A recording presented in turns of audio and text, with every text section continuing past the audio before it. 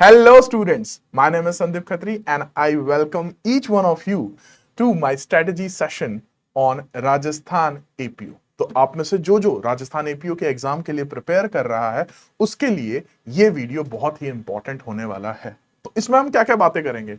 हम बातें करेंगे कि इसका सिलेबस क्या है, कौन सी टिप्स एंड ट्रिक्स हैं जो आपको फॉलो करनी चाहिए अगर आप इस एग्जाम के लिए तैयारी कर रहे हैं, और एक डिटेल्ड स्ट्रेटजी भी आपको बताई जाएगी जिससे कि आपकी प्रिपरेशन की जर्नी बहुत ही इजी हो जाएगी। तो without wasting a second, let's begin with this session. जब हम बात करते हैं स्टूडेंट्स राजस्थान एपीओ की, तो सबसे पहली चीज जो मेरे दिमाग में आती है that is the pattern of the examination. और वो पैटर्न क्या है? यूजुअली हम देखते हैं कि पीटी, मेंस, इंटरव्यू, या बहुत बार होता है कि PT and interview. Usually APO के एग्जाम में यही फॉर्मेटिंग रहती है, लेकिन इस बार राजस्थान एपीओ में सिर्फ होगा पीटी और उसके बाद आपका मेंस, विच मींस पीटी आपका क्वालिफाइंग नेचर का होगा और मेंस के मार्क्स से ही डिसाइड होगा कि कौन कौन से वो स्टूडेंट्स हैं जिनका फाइनल सिलेक्शन होगा। इन शॉर्ट, कोई भी इंटरव्यू इस बार नहीं है। सबसे पहली और सबसे मोस्ट इंपॉर्टेंट इंफॉर्मेशन आपके पास ये होनी चाहिए। अब आते हैं सिलेबस के ऊपर, और सिलेबस को किस तरीके से पढ़ना है वो इससे भी ज्यादा इंपॉर्टेंट है। स्टूडेंट्स, राजस्थान एपीओ की तैयारी करने के लिए जो आपका सिलेबस है उस पर तो हम जाएंगे ही जाएंगे, लेकिन इस पूरे सिलेबस को मैंने 3 पार्ट्स में डिवाइड कर दिया है। सबसे पहला और सबसे इंपॉर्टेंट पार्ट है आपके मेजर क्रिमिनल लॉस, दूसरा पार्ट है आपके जो स्पेशल लॉस, और तीसरा पार्ट है द लैंग्वेज पार्ट। तो इन 3 टॉपिक्स को आपको पढ़ना है जब आप राजस्थान एपीओ के एग्जाम के लिए प्रिपरेशन कर रहे हैं। सबसे पहला, सर क्रिमिनल लॉस। अब यहां पे क्वेश्चन आता है ओल्ड या नए या फिर दोनों, कहां से सवाल आएंगे? तो आपकी जो नोटिफिकेशन है राजस्थान एपीओ एग्जाम की, वो जो है implementation of new criminal loss की डेट से पहले ही आ गई थी, और यह भी कहा जा रहा था कि शायद अब जो है राजस्थान एपीओ का सिलेबस चेंज हो जाए और किसी ना किसी तरीके से कुछ ना कुछ जो है कोई नोटिफिकेशन आ जाए और उसमें लिखा हो कि न्यू क्रिमिनल लॉज ही आएंगे, लेकिन इस तरह की कोई नोटिफिकेशन हमारे सामने नहीं आई, जो कि इस बात को कंफर्म कर देती है। Now the thing is confirm कि आपके एग्जाम में ओल्ड लॉज ही आएंगे, which is the Indian penal code, code of criminal procedure and Indian evidence act. आपको यही पढ़ने हैं। अब सिलेबस की ही जब हम बात करते हैं तो मैंने आपके लिए उसको 3 पार्ट्स में डिवाइड किया। जो सबसे पहला पार्ट है ओल्ड क्रिमिनल लॉज, ये आपका सबसे मोस्ट इंपॉर्टेंट पार्ट रहने वाला है। जो वेटेज ऑफ क्वेश्चंस रहेगी वो यहां से सबसे ज्यादा रहेगी, तो इसमें आप कोई रिस्क नहीं ले सकते हैं। अब एक दूसरा सवाल आता है, सर आईपीसी में तो 511 सेक्शंस है, इंडियन एविडेंस एक्ट में तो 167 सेक्शंस है, तो क्या ये, और सीआरपीसी के भी क्या हमें सारे सेक्शंस पढ़ने हैं? क्या सारे के सारे सेक्शंस पढ़ने हैं? So there is a good news for that as well, which means कि जब आप अपने फर्स्ट पार्ट के लिए पढ़ रहे हैं तो जब आप सिलेबस को अच्छे से देखेंगे तो आपको यह भी पता लग जाएगा कि for the purpose of PT आपको आईपीसी के कौन कौन से सेक्शंस या कौन कौन से चैप्टर्स पढ़ने हैं, and so on with Indian evidence act and CRPC as well. एक बार सिलेबस की तरफ देखते हैं। इसके लिए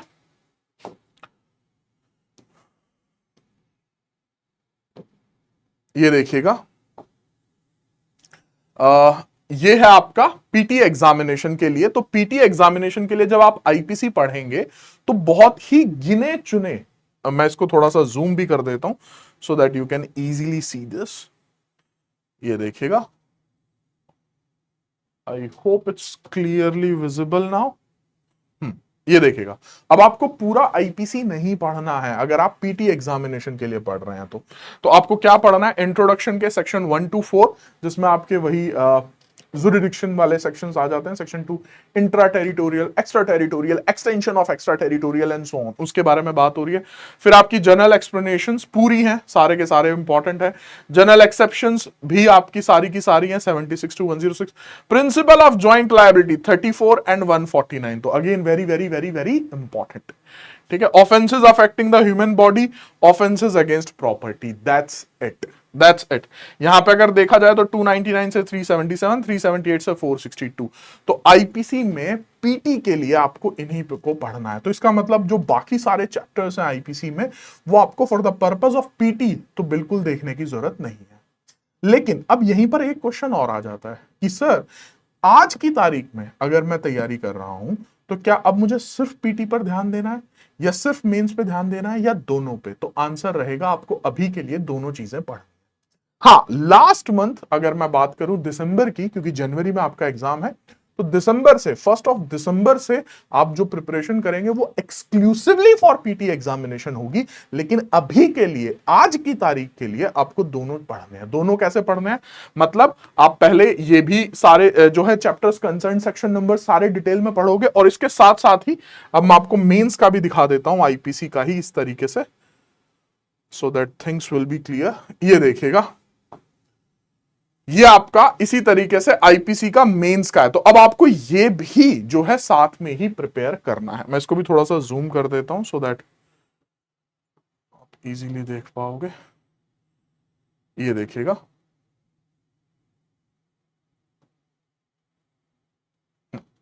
ठीक है।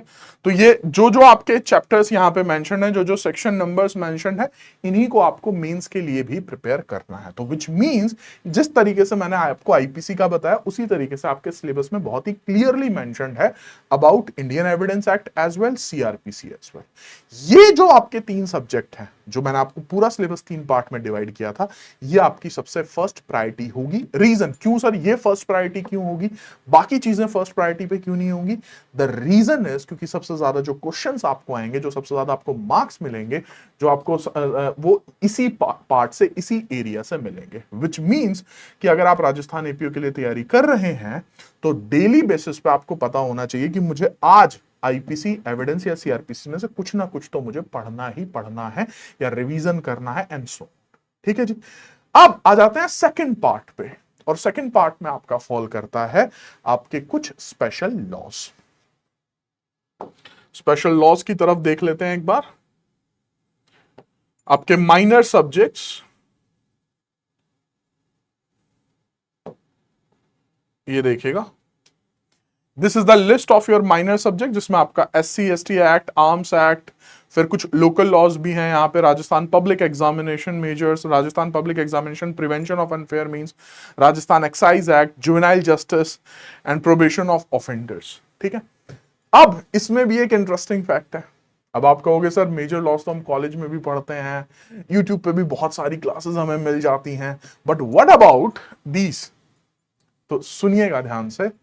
अगेन, इसमें भी आपको सिलेबस देखकर ही पढ़ना है। इनमें एग्जैक्ट सेक्शन नंबर्स आपको दिए गए हैं, ये भी आपको कंप्लीट नहीं पढ़ना है। तो विच मींस कि सिलेबस बहुत ही कम हो जाता है।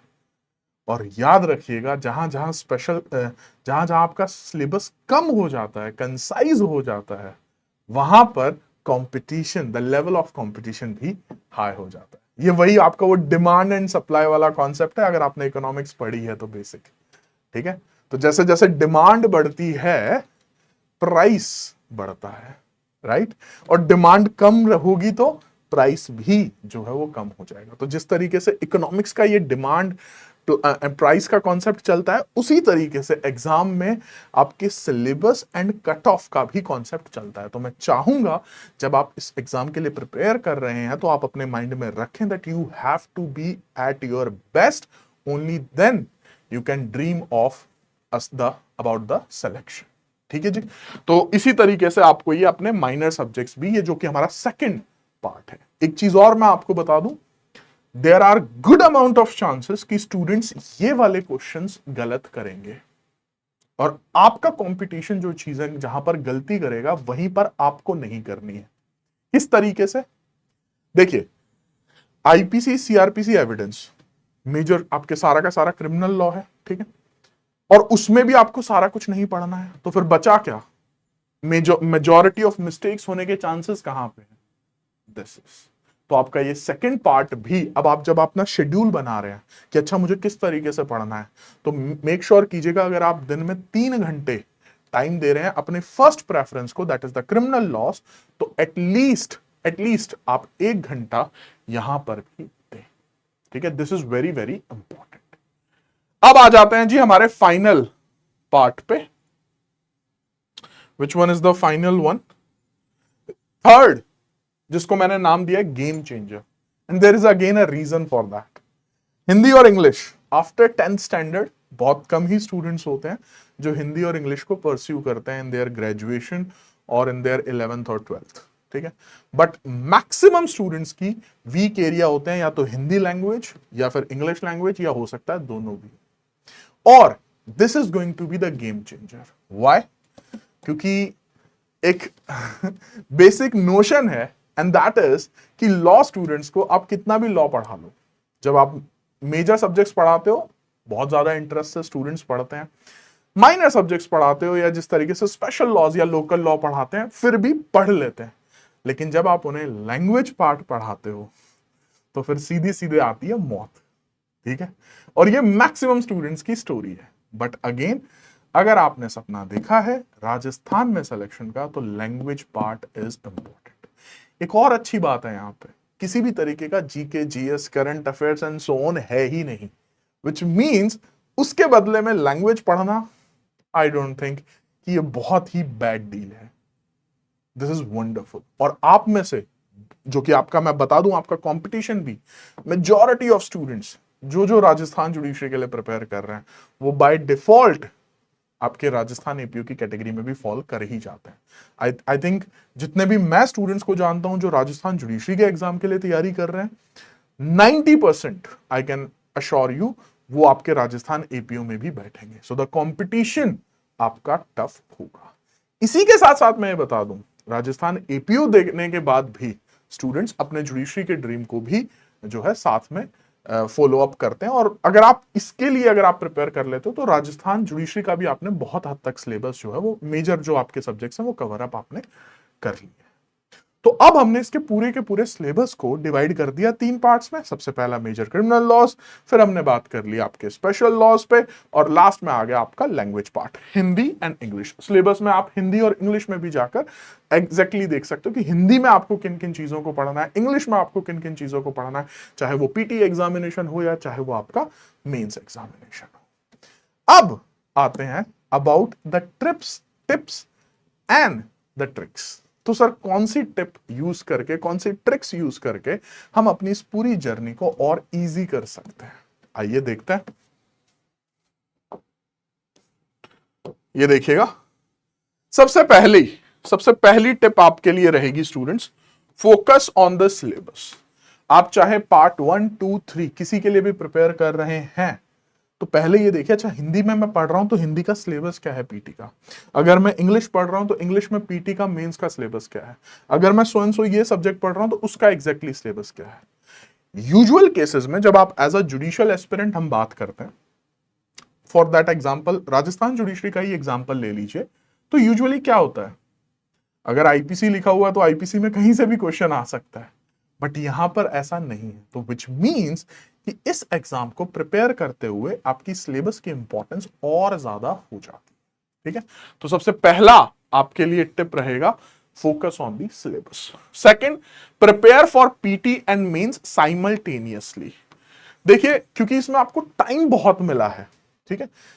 यूजुअली जो मेरी रिकमेंडेशन रहती है टू द स्टूडेंट्स वो ये रहती है कि अगर आप किसी भी एग्जाम के लिए प्रिपेयर कर रहे हैं तो आप पीटी मेंस इंटरव्यू एक साथ ही प्रिपेयर करेंगे। वंस द एग्जाम की डेट इज आउट, ठीक है, जिसमें आपको शायद 1 महीना या 2 महीना ही मिल रहा है, तब उस मोमेंट पे आप जो प्रिपरेशन करते हैं वो एक्सक्लूसिवली फॉर पीटी एग्जामिनेशन ही होती है, क्योंकि पीटी क्लियर होगा then you can dream about mains and so on, ठीक है। तो उन सिनेरियो में, लेकिन अब यहां पे डेट तो आउट है, लेकिन आप टाइम भी तो देखिए, टाइम भी बहुत मिल रहा है। तो अगेन आपको अगर लगता है कि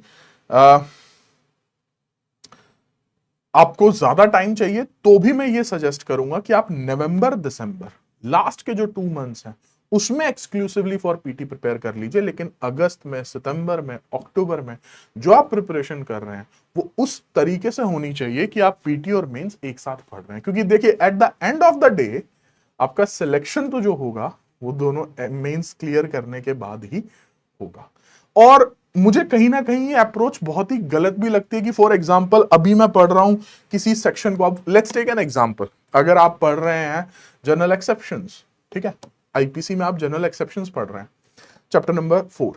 अब क्या मैं उसके केस लॉज में ना जाऊं, क्या मैं उसके डिटेलिंग में ना जाऊं, क्या मैं उसमें ये ना देखूं कि कौन कौन से मैक्सिम्स इन्वॉल्व हैं या किस तरीके के मीन्स के क्वेश्चंस यहां से बन सकते हैं? So that is not making any sense. तो इन शॉर्ट कि अब जो आप अपनी प्रिपरेशन कर रहे हैं फॉर दीज पर्टिकुलर मंथ्स, वो डिटेल्ड वर्जन में ही रखिए और उसको इसी तरीके से प्रिपेयर कीजिए। आगे बढ़ते हैं। बेयर एक्ट आपके लिए सबसे most important document is going to be the bare act. देखिए, खाना है, पीना है, सोना है, खेलना है, जो करना है बेयर एक्ट ही के साथ करना। बेयर एक्ट ही सबसे इंपॉर्टेंट आपका वो डॉक्यूमेंट है जो आपके सारे क्वेश्चंस का आंसर देगा। Let's take an example. आपके एग्जाम में जो भी क्वेश्चंस आएंगे 99% क्वेश्चंस, जब आप एग्जामिनेशन हॉल में बैठेंगे और क्वेश्चन पेपर सामने आएगा, तो आप फॉर एग्जांपल पढ़ रहे हैं क्वेश्चन नंबर 5। अब जब आपने क्वेश्चन नंबर 5 पढ़ लिया, उसके चारों ऑप्शंस देख लिए, या फॉर दैट मैटर आप मेंस का एग्जाम दे रहे हो, आपने क्वेश्चन नंबर 5 मेंस एग्जामिनेशन का पढ़ लिया है, अब आंसर कहां से आएगा? अच्छा, ये कौन से सेक्शन नंबर का कॉन्सेप्ट है, इस सेक्शन के क्या एसेंशियल्स हैं, इसकी इलस्ट्रेशन क्या थी, क्या इस पर कोई लैंडमार्क जजमेंट भी है, क्या इससे रिलेटेड कोई मैक्सिम है, एंड सो ऑन। तो ये सारी चीजें जो आप रिकॉल करने की कोशिश करोगे, वो कहां से रिकॉल करोगे? From the bare act. तो जितना ज्यादा आप बेयर एक्ट के साथ टाइम स्पेंड करेंगे, जितना ज्यादा आप अपनी नोट्स मेकिंग करेंगे with the help of bare act, उतना ही ज्यादा आपको कॉन्फिडेंस मिलेगा। Second, refer one text book, एक particular text book major laws के लिए। आई डोंट थिंक कि माइनर लॉज के लिए, जो आपके लोकल लॉज हैं या जो आपके स्पेशल लॉज हैं, उनके लिए तो मैं नहीं रिकमेंड करूंगा कि आप कोई टेक्स्ट बुक रेफर करें। बट यस, आईपीसी एविडेंस और सीआरपीसी के लिए आपके पास एक प्रॉपर टेक्स्ट बुक होनी चाहिए। अब वो टेक्स्ट बुक कोई भी आप अपनी पर्सनल चॉइस से आप ले सकते हैं, ठीक है, बट यस, एक टेक्स्ट बुक आपके पास होनी चाहिए। और यहां पर एक और वर्ड पर फोकस कीजिएगा, मैंने लिखा है रेफर, मैंने रीड नहीं लिखा है, and there is a difference in that. जब मैं ये कहता हूं रीड बेयर एक्ट, तो मतलब रीड बाय हार्ट, राइट। और जब मैं कहता हूं रेफर, विच मींस मुझे ये लग रहा है कि अच्छा, इस टॉपिक पे अगर मुझे आंसर लिखना है तो मुझे कोई केस लॉस चाहिए, या मुझसे इलस्ट्रेशन नहीं बन रही है, या मुझे एक्सप्लेनेशन में दिक्कत आ रही है किसी भी पॉइंट के, तब उस प्रॉब्लम के लिए I will refer the text book. कि अच्छा, अगर मान लो मर्डर के सेक्शन 300 क्लॉज 4 पे क्वेश्चन आ गया, तो क्या मेरे पास 304 पे ही कोई केस लॉ है? नहीं, मेरे पास तो कोई केस लॉ नहीं है। तो ओपन द टेक्स्ट बुक, वहां से उठा, ठीक है। सो आपको रेफर करना है, पढ़ना नहीं। नेक्स्ट देखते हैं, make your own notes. I think ये तो कोई अपने आप में सीक्रेट नहीं है कि आप अगर अपने नोट्स बनाते हैं, तो उससे एक चीज तो ये होती है कि आपने कुछ टेक्स्ट बुक से पढ़ा, कुछ बेयर एक्ट से पढ़ा, वो चीजें आपने अपने सामने कंक्लूड कर ली और आपकी अपनी हैंड राइटिंग में है, तो कल को अगर आप रिवाइज करते हैं तो उस रिवीजन की स्पीड भी जो होगी वो ज्यादा होगी, ठीक है। तो make your own notes. Case laws, focus on the case laws, चाहे वो आपके लैंडमार्क जजमेंट्स हो या रीसेंट हो। अगर मैं एग्जाम पॉइंट ऑफ व्यू की बात करूं, तो एग्जाम में दो ही तरह की जजमेंट्स पे क्वेश्चंस बनते हैं, या तो कोई लैंडमार्क जजमेंट्स है लिस्ट ऑफ, या फिर कोई रीसेंट है जो कि 2022 या 2023 में related to these 3 criminal laws कोई जजमेंट आई है, ठीक है। तो उनको मिस मत कीजिएगा। उसके बाद अगर हम बात करें, अब हमें पता है कि सर एक है हमारा पीटी और एक है हमारा मेंस, तो पीटी कैसे सॉल्व होता है? तो देखिए, सिंपल सी चीजें हैं।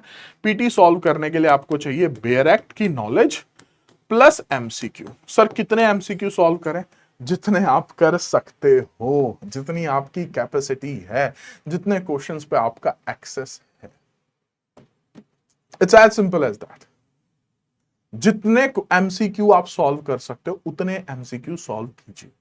इस बात को समझने की कोशिश कीजिएगा कि जब आप एमसीक्यू पढ़ते हो, क्वेश्चन रीड करते हो, 4 ऑप्शंस देखते हो, उनमें से एक चुनते हो और फिर बाद में उसका आंसर देखते हो, इन शॉर्ट कि आप अपने माइंड को ट्रेन कर रहे हो कि किस तरीके से जल्द क्वेश्चन पढ़ा जाता है, किस तरीके से एलिमिनेट किया जाता है, एंड सो ऑन।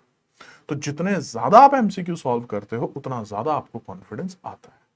एक और टिप दे देता हूं, जब एमसीक्यू सॉल्व कर रहे होगे, फॉर एग्जाम्पल आपने 10 एमसीक्यू सॉल्व किए, उसमें से 6 एमसीक्यू ऐसे थे जो आपको लगा ये तो बहुत इजी है, ये तो मेरे दिमाग में, मतलब मेरे को कोई 50 साल भी बाद भी पूछ लेगा तो ये 6 एमसीक्यू मेरे गलत नहीं होते। वो आपके ठीक थे, उनको साइड में कर दीजिए, उन पे फोकस करने की जरूरत नहीं है। बाकी बचे जो 4 एमसीक्यू, उनमें से 3 आपको लगा ये तो मुश्किल एमसीक्यू थे, शायद मेरे गलत हो सकते थे या आपने गलत भी किए होंगे, तो उन 3 एमसीक्यू के वन लाइनर साथ साथ में अपने नोट्स में बना लीजिए। फॉर एग्जाम्पल, आपको पता लगा कि अच्छा दिस इज द कॉन्सेप्ट, तो उसको पूरा क्वेश्चन और ऑप्शंस लिखने की जरूरत नहीं है, एक लाइन में उस कॉन्सेप्ट को लिख लीजिए, so that at the time of revision जो आपने एमसीक्यू में गलती की, अब वो आप एग्जामिनेशन हॉल में ना करो। राइट, सो मार्क दिस, ठीक है। और ये हो गया आपका पीटी का, जिसमें सॉल्व एमसीक्यू। अब आ जाते हैं do mains answer writing. Boring process है but this is what it is. देखो, मेंस के आंसर राइटिंग एक ऐसी चीज है कि 10 दिन में, महीने में नहीं आएगी, आपको धीरे धीरे धीरे धीरे उसको डेवलप करना होगा। ये एक तरीके से स्किल है। अब मैं आपको एक एग्जांपल देके बताता हूं स्किल क्या है। अगर आप मेंस आंसर राइटिंग नहीं करते हैं और एक स्टूडेंट करता है तो उसमें मेजर डिफरेंस क्या होता है, मैं आपको एक एग्जांपल से समझाता हूं। अगर एक स्टूडेंट है, ठीक है, उसके सामने क्वेश्चन आया और उसने कभी मेंस आंसर राइटिंग नहीं की, तो कम से कम 3 बार तो पहले वो सवाल पढ़ेगा, क्योंकि आदत ही नहीं है, माइंड ट्रेंड ही नहीं है मेंस के क्वेश्चंस पढ़ने का, समझने का। ठीक है, उसके बाद वो सोचेगा अच्छा इसके इंट्रोडक्शन में क्या लिखना है, अच्छा इंट्रोडक्शन कैसे लिखना है, अच्छा मेंस बॉडी में क्या लिखते हैं, मेंस बॉडी में मैं क्या लिखूंगा, कौन सा केस लॉ लिखूंगा, कौन सी इलस्ट्रेशन लिखूंगा, कौन से एसेंशियल्स लिखूंगा, फिर कैसे उनको एक्सप्लेन करूंगा, फिर कंक्लूजन में क्या लिखूंगा। सोच रहे हो ना। अब ये स्टूडेंट जिसने मेंस आंसर राइटिंग प्रैक्टिस नहीं की, जितना टाइम सोचने में लगाता है, उससे अब वहां तब तक वो अपना आधा मेन बॉडी का भी आंसर लिख चुका होता है। विच मीन्स कि जब आपने अपने माइंड को ट्रेन कर दिया है, अच्छा ये क्वेश्चन है, इस क्वेश्चन में 2 पार्ट्स में सवाल पूछे गए हैं, अच्छा पहले मैं ये सेक्शन नंबर लिखूंगा, ये सेक्शन नंबर इस चैप्टर नंबर में है, ये इस कॉन्सेप्ट का मीनिंग है, ये मेरा इंट्रोडक्शन हो गया, उसके बाद मेन बॉडी में मेरे ये 5 एसेंशियल्स आते हैं, इसमें मुझे याद है 5 एसेंशियल्स, क्योंकि मैं लिख चुका हूं ऑलरेडी, उसको रिवाइज कर चुका हूं। उन एसेंशियल्स में ये एक्सप्लेनेशन आएगी, अपनी लैंग्वेज में एक्सप्लेन कर देना है। एसेंशियल्स जो हैं वो आप बेयरएक्ट से ही उठाओगे, उनको एक्सप्लेन करने के लिए you can use your own language. ठीक है, डन। तो ये डिफरेंस आता है। जो आप ये सुनते हो ना, मेरा पेपर छूट गया, रह गया, कंप्लीट ही नहीं हुआ, टाइम कंप्लीट हो गया, इट मींस कि वहां पे इशू था कि मेंस आंसर राइटिंग प्रैक्टिस जो है वो नहीं की गई थी। ठीक है, work on language paper on daily basis. Again language भी एक ऐसी चीज है कि आप ये कहो, अब देखो नेचर ऑफ लैंग्वेज पेपर ऐसा है कि आप ये नहीं कह सकते। अब आपने कोई माइनर लॉ नहीं पढ़ा है, ठीक है, फॉर एग्जाम्पल आपने राजस्थान के वो लोकल लॉ नहीं पढ़े थे, 5 दिन या 10 दिन में हो सकता है आप लोकल लॉ में एक्सपर्ट बन जाओ, क्योंकि आपने 10 दिन बहुत अच्छे से पढ़ लिया। लेकिन क्या ये सेम रूल अप्लाई होता है on the language? Language is something जो कि जितना पढ़ो उतना कम, एंड सो ऑन। तो इसीलिए मैंने यहां पे लिखा है work on language on daily basis. And the last is be sincere, not serious. Serious हो गया कुछ नहीं होना, ठीक है। वाई सो सीरियस सुना ही होगा आपने, one of the most famous dialogue from the Dark Knight, from the Joker, that why so serious, right. तो सीरियस होके तो जिंदगी में कुछ नहीं होगा, but yes you have to be sincere. अगर आपने फॉर्म फिलअप किया है, इफ यू आर प्रिपेयरिंग, तो मेरा सजेशन ये होगा give your best. And give your best मतलब कि जितना भी आपके पास टाइम है, ठीक है। अब जैसे अगर मैं बात करूं, नोटिफिकेशन आई थिंक जनवरी, फरवरी, मार्च, अप्रैल में शायद नोटिफिकेशन आउट हो गई थी, तो जून, जुलाई, अगस्त ऑलमोस्ट जा चुके हैं। सो टाइम इज फ्लाइंग, ठीक है। और जो कह रहे थे बहुत टाइम है, बहुत टाइम, अब आप देख लो, और 2 महीने बाद ये लगने लगेगा कि फिर स्टूडेंट्स की रिक्वेस्ट आएंगी कि सर पेपर पोस्टपोन हो रहा है या नहीं हो रहा है। I am telling you this in advance only, ये होगा ही होगा, जबकि आपको अच्छा खासा टाइम मिला है इसमें। Still at the end students will request कि सर अगर पोस्टपोन ही हो जाए तो अच्छा है, एंड सो। तो टाइम तो बहुत तेजी से भाग रहा है, ठीक है। अगर आपने फॉर्म फिलअप किया है, अगर आपको लगता है कि आपको एग्जाम क्लियर करना है, तो there are good amount of seats, ठीक है। ऐसा भी नहीं है कि सर बहुत कम सीट्स है, गुड अमाउंट ऑफ सीट्स है। आपको टाइम अच्छा मिल रहा है, सिलेबस आपको इतना क्लियर कंसाइज मिल रहा है, तो मतलब और क्या ही चाहिए। सो What are you waiting for? Right? So stop wasting your time.